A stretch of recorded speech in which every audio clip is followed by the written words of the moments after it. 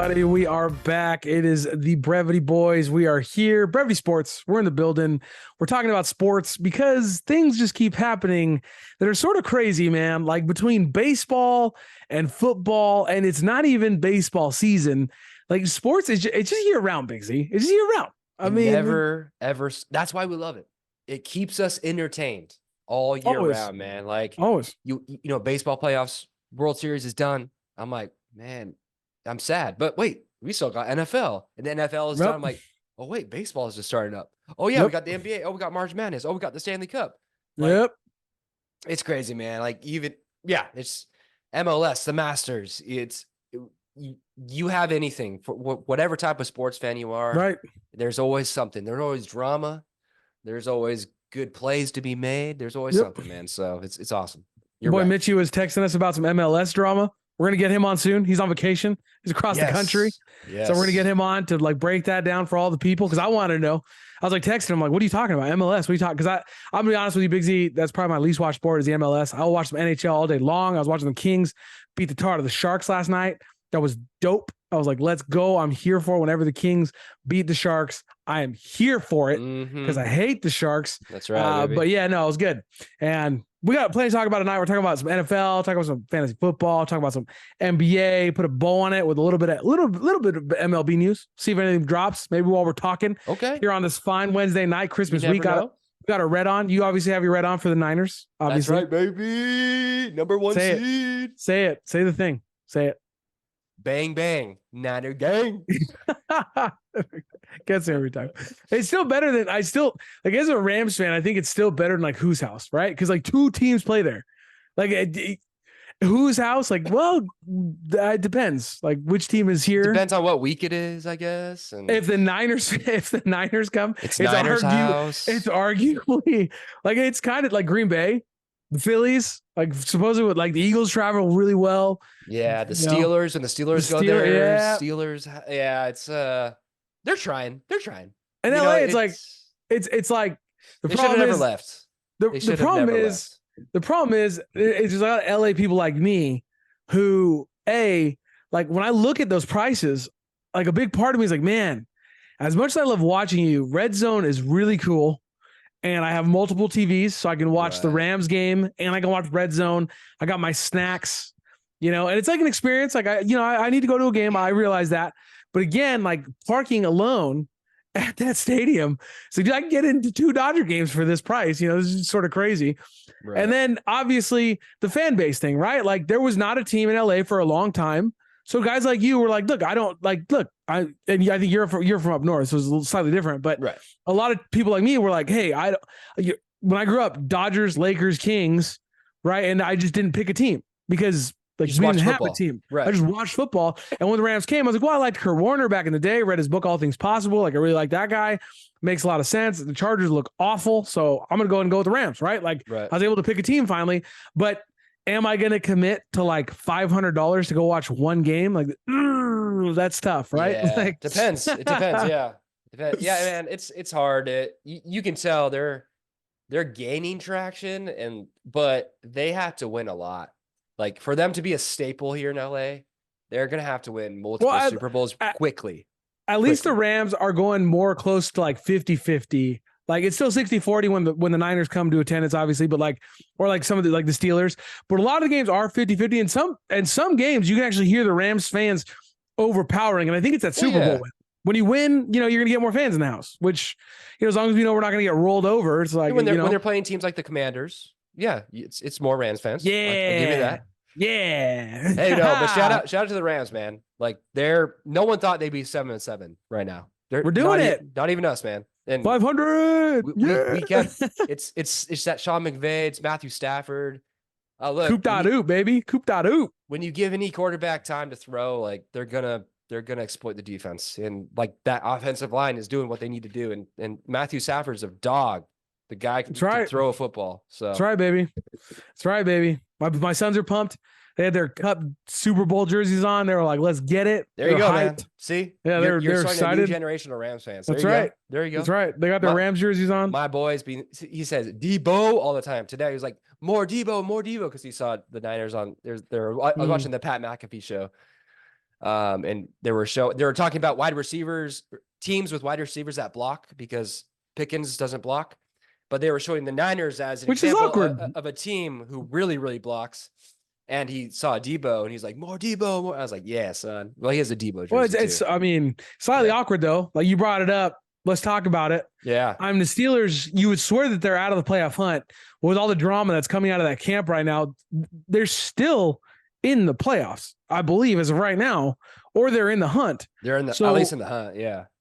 Like what's happening, right? Like when you hear about teams kind of going off like this, you think like, oh man, that team is falling apart. Clearly they don't have anything going. And granted, the Steelers are really hurting. I mean, Mitch Trubisky he just looked awful. I mean, let's be honest. He looked terrible, right? I believe Mason is coming in the next game, right? They already announced that.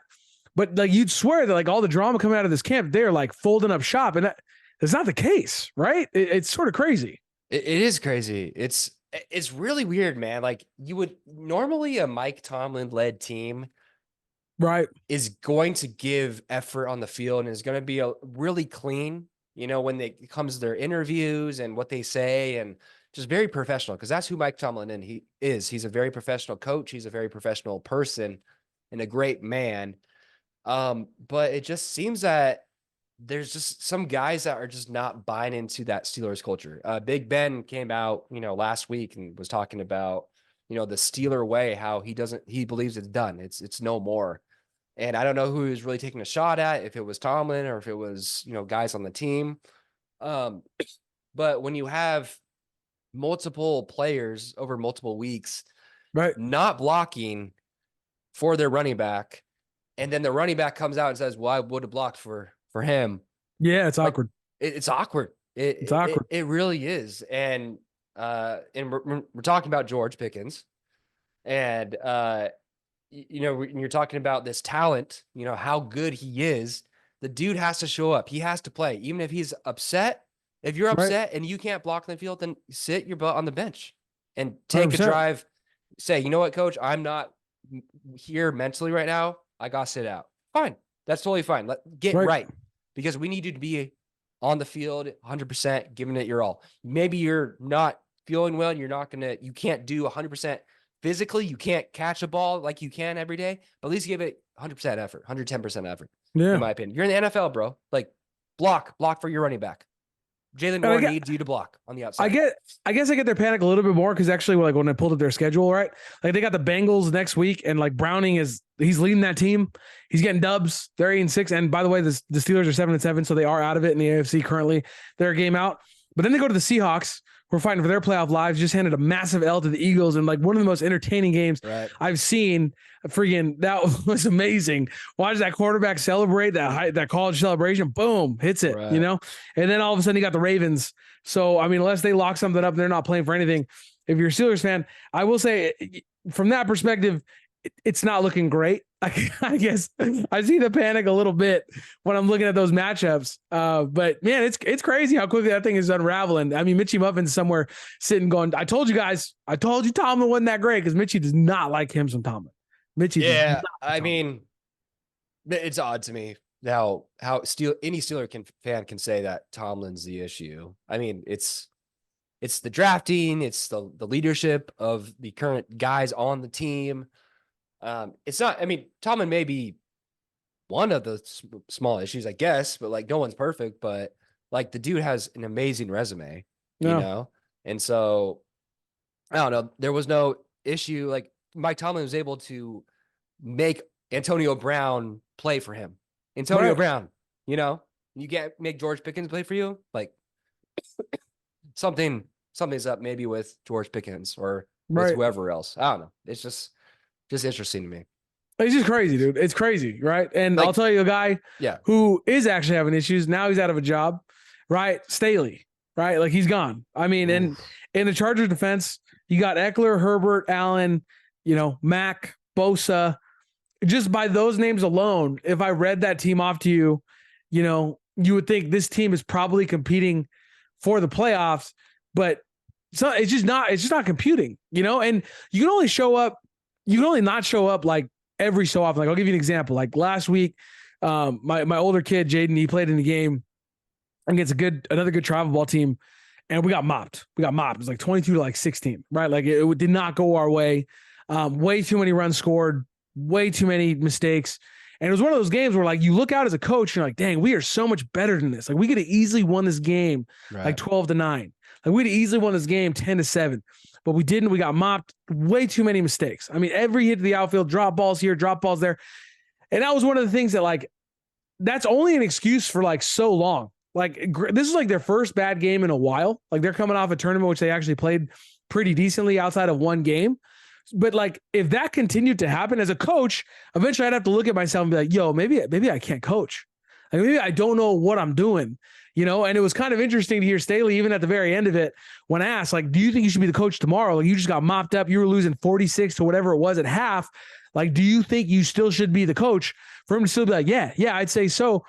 Kind of just I mean, I guess what is he supposed to say, but kind of lack of self-awareness. And I got to say, I'm not surprised he's gone at all. I thought it was going to be weeks coming. Like we said, if Herbert's healthy, it probably was weeks coming, but he's gone now. So, well, good luck to the Chargers. When you lose to the Raiders 63-21, yeah, I mean, you give up the most points, or that's the most points they've ever scored in franchise history, and it was to Aiden McConnell, like their rookie quarterback, who's had no success this year. Like, you're bound to get fired. Like, you know, like, who cares if Easton Sick was your starting quarterback? Like, that's just icing on top of the cake. Right. Especially for a defensive guru coach, right? He was brought in to fix the defense. Yeah, he just didn't have the locker room. Like, the players didn't have his back. They didn't believe in him. They didn't want to play for him. You could tell, man, like, they're just giving up on all the plays. So, I wonder who they're going to bring in now. Like, who are they going to bring in to fix this issue? Because, like you said, on paper, all those guys, like, that should be a playoff team, like, defense and offensively. Like, may not be the best team in the league all around roster, but it should be at least a playoff team. And so, who you can bring in to fix that? We've heard Bill Belichick. We talked about that before. We've heard Jim Harbaugh's name. So now it's up to the ownership group, who's notoriously been cheap when it comes to their head coaching hires. You're going to have to fork out some cash and say, look, invest it. You invested it in your quarterback, and now you have to invest in your quarterback by getting a good coach, right? And building around him. So we'll see. It's going to be interesting. I mean, if Kelsey had his way, I was listening to their podcast again today. I was listening to it every Wednesday. New Heights. I love it. I'm not going to lie. He was so funny. He's like, I think they're going to go get like an unknown college coach. And his older brother, like Jason, was like, why you think that would work? He's like, no, but they're in my division. I don't want to get somebody good. I want to get some jabroni, like some terrible freaking coach who has no idea what he's doing. It's like, yeah, I mean, if you're in their division, that makes sense. But good luck to the Chargers, man. The boy Jeff, he is a huge Chargers fan. I hope for him that they figure out something. But again, like, that division is not getting worse. Like, overall, it seems like it's only going to get better. Yeah. So good luck to them. Obviously, I will say, on the flip side of that, you had some teams make some statements. The Lions and the Bills, right? The Lions come out at home. We knew I underestimated. I'm not going to lump you in with me. I'm just going to take you down with the ship. I thought we're a team, bro. We're a team. I thought the Broncos, like, they were playing well. I didn't think they were going to go just lay an absolute egg in Detroit. And yeah, that's exactly. I mean, Detroit's so much better at home. Jared Goff throws for 5 touchdowns. A lot of people were like all over him, and it was a great performance. Right. Definitely managed that game well. Put the ball in the hands of Amon-Ra St. Brown, Jahmyr Gibbs, gave them every opportunity. Right. They win that game 42-17. And obviously the Bills absolutely mopped Dallas. And I have to say, although I was wrong about the Broncos, the more surprising thing to me for sure was the Cowboys. Yeah. I mean, I legitimately thought and think that the Dallas Cowboys are a Super Bowl contender, and I am not a Dallas fan. For them to get mopped like this, and I know the Bills are angry. Like, there's no question. I know the Bills are mad, but for them to get mopped up like this, I mean, I didn't see it coming for them to get. I mean, this is crazy. They got massacred. They look bad. Like, they look terrible. Like, they didn't even score the touchdown until the last drive of the game. It was a handoff to CeeDee Lamb. Yes. It kind of reminds me of those Packers teams where they would just mop people at home, like with Aaron Rodgers. And when Aaron Rodgers won multiple MVPs, and Devontae Adams was there, and they would just throw all over people and they'd figure it out. But Right. this team, when they played a rough team, like when the Packers would run into the 49ers in the playoffs, they would fold because the 49ers would punch them in the gut, in the face. Right. And there was no response back. And it was really reminiscent of that on Sunday. And you saw the Bills, they punched Dak and the Cowboys in the face. Yeah. They had a few guys go down, and there was no response from that team. Dak looked like he, just a deer in the headlights. He couldn't put the ball into CeeDee Lamb's hands for God knows why. I don't know why they weren't feeding him the ball. Tony Pollard looked non-existent. And Josh Allen just led his team against that great Cowboy, great in quotation marks, Dallas Cowboys defense. Right. So now, last week, in the last couple weeks, I've been saying, "Oh, Dak, you look like an MVP. The Cowboys look great.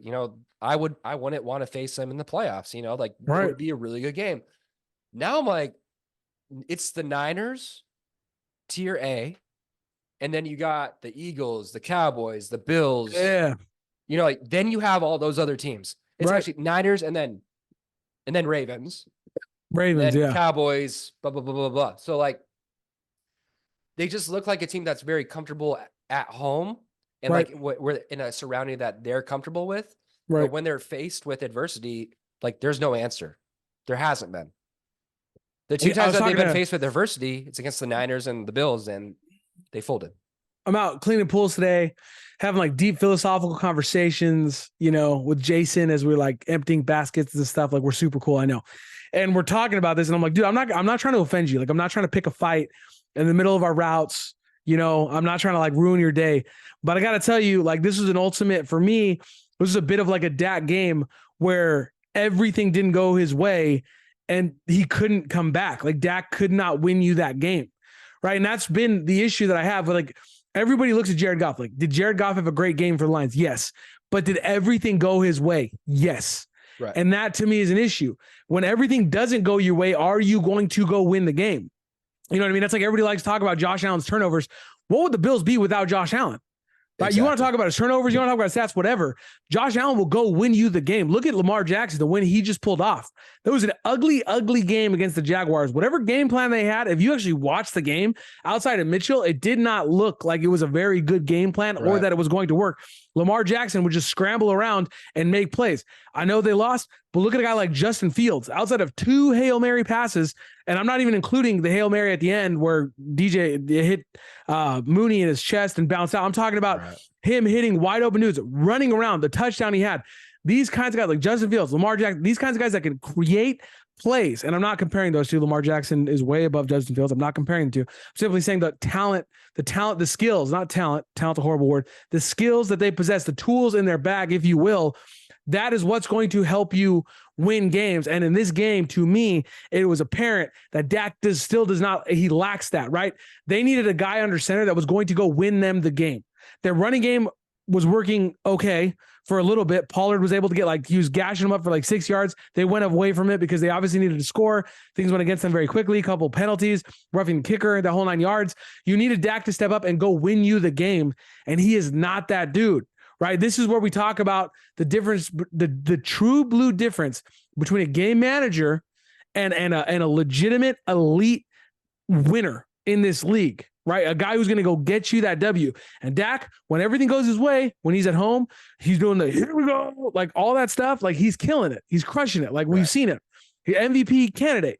But in this game, to me, not only did he lose the MVP, it'd be very hard for him to win the MVP at this point for me. He virtually have to win out and be perfect to be back in that conversation, especially, we're talking now, all of a sudden we're talking about a guy like Lamar Jackson, who it's very apparent that if Lamar Jackson was not the QB for the Ravens, they would not be that team. They would not, we would not be discussing the Ravens right now.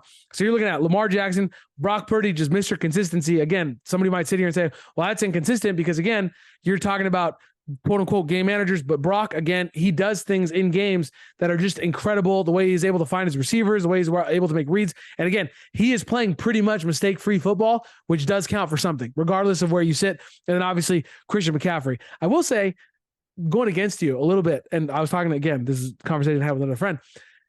I think what might hurt Brock Purdy is sort of that Dodgers thing, like it's really hard for Mookie Betts to win an MVP, right? Because Freddie Freeman bats behind him, and this year it's going to be really hard for Shohei to win MVP or be in that conversation because he's got Mookie and Freddie in front of him and whoever behind him. Like Brock Purdy might lose out because Christian McCaffrey is just so freaking good. Dude, I'm not exactly like Christian McCaffrey might be the best running back I've ever seen. Yeah, like his ability to hit holes, it's just stupid. It's just his hands, the way he catches it, the way he runs routes, the way he hits holes. It's everything you want from a running back. No, it is. CMC is by far the best. I think they're one of the best top 3 running backs ever of all time. The best college running back. He should have run the Heisman. He was definitely robbed of that. But my argument to you is that what did CMC do last year? He still had a great year. Yeah. But he's been elevated this year. Why? Because Brock Purdy has played with him every single game. Last year, he had Jimmy G for 13 games. Jimmy was able to utilize him and dump off to him, but CMC's game has been elevated because of Brock Purdy. He's able to find him in different places that Jimmy couldn't. He is sick, by the way. So if you hear him coming in and out, we're people, okay? This is like the first podcast in like a year that he's been sick. So, the boy got sick. So let him in, dude. Tell him about your snot on Monday. Tell him about all the glory. It was dripping. It was dripping out of my nose. It was dripping out of my nose. So viewers beware. Viewers beware. This is how much I love you guys. So anyways, did Christian McCaffrey go to the Niners at the start of the season last year? No, he went in November. He was traded in November. Okay. Or but he had late October. But he had games with Jimmy G. So if you're talking about, because that's been an argument, like whose game can Brock Purdy, does he elevate? And he elevates all those guys' games. Well, they've all said it. George Kittle's games. They've all said it. Debo's games, CMC's game. Yeah. So that's my pushback to you, but CMC is great. Like he's a great talent, of course. And so I'm a Brock Purdy fan. I got to say, like, I think there is credibility to the fact that I think Brock Purdy, from what I've seen, can go out and win tough games. It's not always going to be pretty, and he's going to have to prove it. I think he's not going to have to prove it that hard until the playoffs or until he gets a very determined Rams team that's trying to make the playoffs. Last game of the season, he's going to have a tough matchup against the Ravens as well. So we're going to see how he does. Battle the MVPs here between him and Lamar Jackson. That's definitely going to be one to watch. But again, I mean, it's kind of crazy. I'll tell you whose MVP case was also a little bit hurt. And this was almost the opposite of what most people think of when they talk about the MVP, right? There's ways to win the MVP. There's ways to lose the MVP. And then there's ways to sort of take yourself out without doing anything. And unfortunately for Tyreek Hill, like last week when he went down, it looked like, man, this Dolphins team would be nothing without Tyreek Hill. And now all of a sudden this last game, Waddle goes for 8 for 142 and a touchdown. And without Hill, they absolutely roll the Jets, who the strongest part of the Jets was their defense. I was like, this kind of hurts your case for MVP. Like, you didn't do anything wrong. I mean, if he still gets 2,000, like, it'll be massively impressive. And it's so unique, but it didn't help his case that they did so well without him. No, it didn't. And I was totally wrong. First off, I said the Jets would win that game. So Big Z was wrong. It showed that they could figure something out without him. And we were like, before that, we're like, this team is not the same without him. They can't even drive the ball. They can't score without him unless Raheem Mostert's going off. So they figured out how to adjust without him, and they look good. So it definitely hurts his case for sure. It hurts his case, man. It really does. I'll tell you what, there's some matchups to watch next week, as we're closing in on these playoffs. I mean, this is the moment. This is what we've all been waiting for. You're looking at all these scores, all these records all around the league. I mean, you got Bengals, Steelers. They're battling for the last playoff spot. You got, the Bills on a roll against the Chargers. They need to win another game. But, I mean, granted, the way the Chargers are playing right now, it looks like the Bills are going to handle that pretty easily. But, again, Seahawks battling for their lives. Colts, Falcons, both those teams are still in the hunt on some level. I know the Falcons just lost a tough one, but they're still in the hunt. Packers against the Panthers. The Packers can't lose another game, and the Panthers are coming off another W. Lions, Vikings. Again, the Vikings are in 6th place right now, just ahead of the Rams. And then tomorrow night, you have a big one as well. You got the Rams and the Saints. Those teams are tied at 7-7. Winner keeps the playoff spot. Jaguars, Bucks. I mean, all over the league. Cowboys, Dolphins, both 10-4. The Broncos need to get right. They can't lose. The Chiefs need to stay right if they want to secure home field advantage, which has been big for them. The Eagles are just in free fall right now. They've got to stop the skid. They're going to make the playoffs, but they want to go in right. And of course, the Ravens-Niners, which is a massive matchup. I mean, we got 3 games on Monday, by the way, so just keep that in mind on Christmas Day. 3 games on Monday, most games on Sundays, 2 games on Saturday, and a game on Thursday. So stay tuned. There's a ton of football this weekend. Make sure you're paying attention. You're going to miss it. Especially fantasy. Pay attention. Pay attention. Pay attention. You got when your commish tells you there's games on certain days, that's a nice commish. Okay, it's a nice commish. Telling you, a lot of them tell you. So I'm telling you right now. Games Thursday, Saturday, Sunday, Monday. Pay attention. That's right. Pay attention. In other news, Rashard Mendenhall. This will be it. I had to talk to you about this, Big Z. This was so funny to me. He came out with this tweet. He was basically talking about he was tired of, I should probably just read the tweet so that I don't screw it up royally. But basically he was saying that he didn't like that certain commentators of Caucasian descent, no white descent. I'm not worried about it. If you're offended, it's his tweet, not mine. That they should just chill out because they don't play football as well as he is, and he would be their GOAT, right? So he's saying, we need to throw out the Pro Bowl and just do, whites versus blacks in the Pro Bowl. And he said this purely as a conversation starter. And I got to tell you, man, it was hilarious, and I'm here for it. At face value, let's be honest, you're thinking, dude, the black players in the NFL, they gonna win, right? At face value, if I gave you those parameters at face value, 3-second reaction, you're like, they got it. It's over. They got it. Right. But then all of a sudden, when you start thinking about Christian McCaffrey, Josh Allen, offensive linemen, tight ends, all of a sudden it's wait a minute, this could be tough. But if you haven't seen it, if anybody's listening to this and you're on Twitter, go look at Rashard Mendenhall. It's hilarious. It is a hilarious conversation. It's really funny. I think JJ Watt came in. He's like, I'm not gonna lie, we're cooked at cornerback. You got us, bro. Yeah. You know what I mean? We're gonna have to play receivers at cornerback. But it was a pretty funny tweet, dude. I don't know if you saw it. It's funny. As I read one of the tweets, a response to that. This is a wild treat, Broussard. Let's be real. Josh Allen, CMC, Cooper Kupp, Adam Thielen, Travis Kelce, some David Gowie or something. But yeah, man. I mean, I think it'd be a funny game. I think it'd be. Sorry, it would definitely get a lot of press around it, and I think it'd be fun, man. Yeah, it's pretty. It's never gonna happen, but it would be fun. And also, at some point in that game, I would hope that we would just line up, right? That we would just see one team line up, one team. I would like to see, just all the white, just zero running back, empty backfield. Just throw it out there, dude. Garrett Wilson, freaking Adams, Jefferson, just line up Diggs, CeeDee Lamb, just line them all up. Even take away an offensive lineman, screw it. Just go 4 offensive linemen and just have them go and just huck the ball. One of them's gonna go get it. And on the flip side of that, right? I think it'd be funny to have 5, 8 guys on the line, right? 5 linemen, and then right. George Kittle. Right, Travis Kelce and Sam Laporta with a running back. What are they going to do? Are they going to run it? Are they going to throw with Josh Allen? Yeah, bro. How are you going to stop that? It'd be funny. It would be funny for both sides. Both sides would have pros and cons, but I just thought it was a funny tweet. Hopefully you guys are doing well as fantasy football. Like I said, I'm out of it, and I would have been a problem in every league but one. I scored over 120. I would have been a problem had I made the playoffs, and I knew it. I knew it would have been a problem. How you doing over there, Big Z? I lost. In our league, I lost. I lost by 1.8 points. So that was tough. I lost on the last drive of the Seahawks game to DK Metcalf. So the best part was my buddy who was playing you texted me immediately and said, I never had a doubt. And I was like, that's weird because we all for sure thought you were going to lose. But he's been holding it over our head since the draft. If he wins, we're going to have him on, and he's going to absolutely roast us. I'm telling you right now. And then obviously in the battle of the bats, I took a W. Jeff took a W. Or T.O. Seizure in our league, he took a W. So in the king of last place, you got the most unlucky dude in our league, continuing his unlucky streak. I think he had the lowest scoring performance in the league last week. OG, the VP.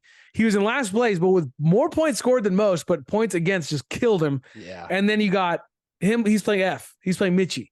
So we're going to see who the worst in the league is. Obviously, throughout the entire season, it was OG the VP. But again, you look at points for, was he really the worst? Or did he just take everybody's best shot? We've all been there in fantasy football. You know what I mean? We've all been there.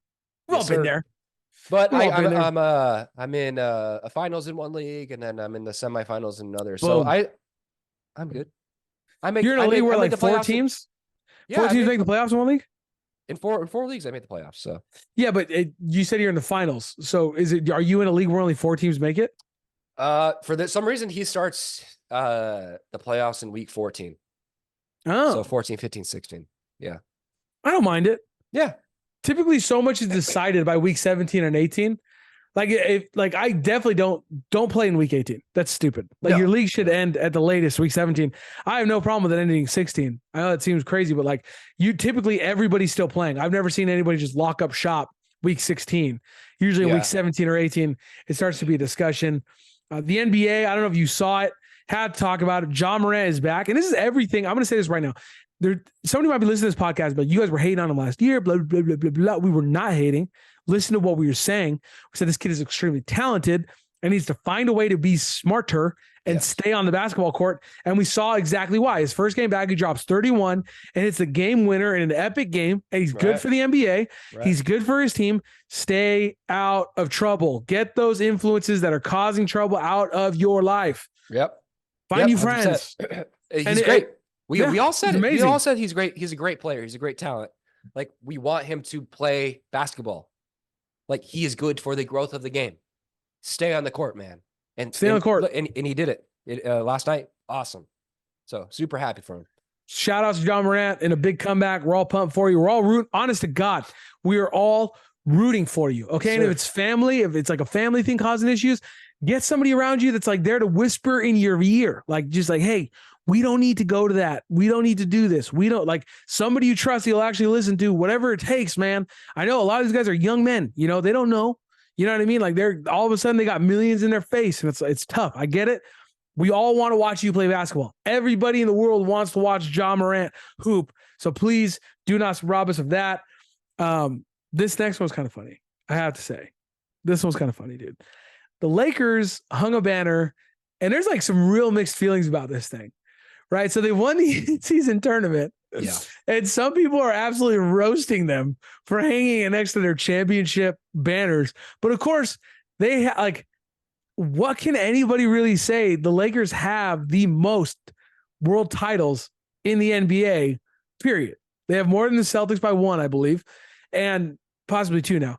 And I got to say, like, what can you really say to the best? Hey, you shouldn't hang that banner. But that's why people are roasting them, because, like, look, you got plenty to hang in your rafters. Like, you don't need this midseason. Well, people are misinformed, apparently, because why am I surprised? This is probably going around Twitter or something, but the NBA made them hang it. The Lakers did not want to hang the banner. Okay. They thought this tournament was silly to begin with. Like, Adam Silver had to talk LeBron James into saying, please play hard during this tournament. Please. I want it to be a legitimate tournament. They didn't want to hang the banner. They even said, we'll think about it. But all of a sudden, like, okay, we're going to hang it. Like, come on. They had a conversation with them. They hung the banner. That's it. Oh, well, that makes sense. I don't mind it. Let's put this to bed. When you have but even then, even without it, when you have the most world titles, like, you make the rules. You make No. The boss. You don't think so? Well, the boss. We talked about Adam Silver being a little player friendly. This is him throwing the hammer down. Like, no, this is what you do. I created this. Yeah. You do this. Good for him. Good job, Adam. Keep it going. Yeah, that's right. Keep it going. Yeah. Come on. It'll look good. Maybe hang it across. Maybe hang it across the rafters. I don't know. Would that appease people? Right? Maybe hang it across. I mean, who cares? When was the last time we went to an NBA game and looked up? I don't know. Whatever. Moving along. The Timberwolves are first in the West. I just wanted to shout them out. They had a really early exit in the playoffs. They're a good young team. There you go. Towns, Edwards. I'm just positivity tonight, Big Z. I know it's a positivity. Bro, thank you. I'm just coughing all over you. Yeah. So I saw it, dude. It hit the screen. Just like, bow, right there. Bam, right there. Boogers. Right there. Boogers right there. Boom. Whoa. Somebody's realizing how very immature we are. Landing this plane, the MLB, the Dodgers continue the hate train from everybody else. They signed Tyler Glass now, grew up a Dodger fan. He's a dog. He's absolutely a Cy Young contender. I mean, the guy is just, he's when he's healthy, when he's right, he looks absolutely fantastic. Good. He's so good. I mean, he throws so hard. He throws so hard and has so much movement. And the thing is, no pitcher has ever come here to get worse. Like the Dodgers pitching staff knows how to do it. I believe the Giants had a big signing as well. So shout outs to them. I think, I forget the gentleman's last name, but it was a huge signing out of Japan. Not quite as obviously, he was overshadowed by Shohei, but shout outs to them. They're doing some things, and it actually looks like they are a front runner possibly for Yamamoto, along with I believe it's the Mets, the Yankees and Mets and Dodgers. I think, yeah. I don't know. Do we know? Because when I was reading Jeff Passan earlier, he was discussing how many people are actually in on him for that $300 million price tag. Right. And I think that is what's causing some possible pause. I'm sure that other people are they're right there. But man, I mean, $300 million. Let's ignore the teams that are in on this guy for a second. $300 million for a dude who's never thrown a pitch in the MLB. It's slightly scary. I know I'm a little bit more on the conservative end when it comes to spending in baseball. Good shout out to the Giants. I'm not a Giants fan. Like, shout out for you for going all in and being like, no, this is our guy. We're gonna go get this guy. Like, that's great. But like, man, I personally don't want the Dodgers to get him at that price tag for 10 years. I'm hearing it's like a 10-year, 300. I'm like, ugh. That's a lot for a guy who's never. Well, it's the same reason that, and a lot of people will hate us and be like, oh, you guys suck and you're super, whatever. They're gonna, whenever we're talking about like Ichiro is the best hitter in all of MLB, it's like, no, it wasn't. It's P Rose, and people are like, well, Ichiro has more hits. No, the hits in another league don't count. The leagues in the MLB count. Right. The leagues in other leagues don't. This is the MLB. If it wasn't that way, then everybody would just stay in whatever league they were in, right? Exactly. This is where the best talent is. Everybody comes from everywhere to play in Major League Baseball. Yep. It's a different level. It just is. And I'm not trying to poo-poo on this guy. Like, we've seen Shohei come over and just dominate the world of baseball. But the reason the Dodgers gave him $700 million in 10 years, pissing people off, is because he's shown that he can do it at the very highest level. To come over and expect 10 years, $300 million, I'm with you, Big Z. If he ends up being like a Cy Young multiple year, I mean, again, $300 million, that is a price tag for a pitcher. Right. I mean, at $300 million, you're expecting multiple Cy Youngs in that 10-year span. That is the bar. Don't come at me with he's one of the best pitchers in baseball. We need to be talking about Cy Youngs consistently year after year. Yeah. Right. I mean, and I know Clayton is older, but Clayton never got paid that. No. He's multiple Cy Youngs. Yeah. He's multiple Cy Youngs. Right. And so the idea that you should pay this guy, and I don't know if he hits, I don't believe he's the Shohei level of hitting from what I understand about the gentleman. And I'm not saying maybe he is worth it, but to me, $300 million for a dude we've never seen take a major league at bat, that's tough, man. That is really, really tough. That's a tough price tag. We'll see, man. We'll see who gets him. We'll definitely see. It'll be interesting. We're either going to eat our words or we're going to be like, yeah, we were right. I'll eat my words. I've done it multiple times. I'm wrong when I'm wrong. I did tonight. No problem, bro. No problemo. Wrong when we're wrong. This has been fun. We're going to get Coffin Big Z out of here. He's got to get out of here, dude. He's like hacking up his lung. He's hacking up his left lung. But he wanted to be here for you, the people. We're going to get this podcast out as soon as we can. Again, Big Z is on his deathbed. So you guys be patient with us. We love you. We will be coming back. Guys. Big Z, say bye to the people. Guys, sorry for my coughing tonight. I'm good. I wasn't really coughing all day. I think it's just because I was like raising my voice and stuff tonight. There it is. But I love you guys. Thanks for being part of the show. Love you. Thank you for listening. Check us out. Tell your friends, tell your family. We're working on the YouTube. YouTube is like banned us. We're like working on how to get back into YouTube. It's absolutely ridiculous. The hoops are making us jump through. So we're trying to get the YouTube back up. So hopefully next podcast, we will have a YouTube coming for you as well. But for now, again, this is where you need to check us out. Please tell your friends. Please tell your family. We got some two knuckleheads, not keeping brevity at all, but, hopefully entertaining you on some level. And again, go find us on Instagram. If you disagree with us, let us know. We're posting pretty regularly at this point. So shout outs. Love you guys. Have a great night. And thanks for listening.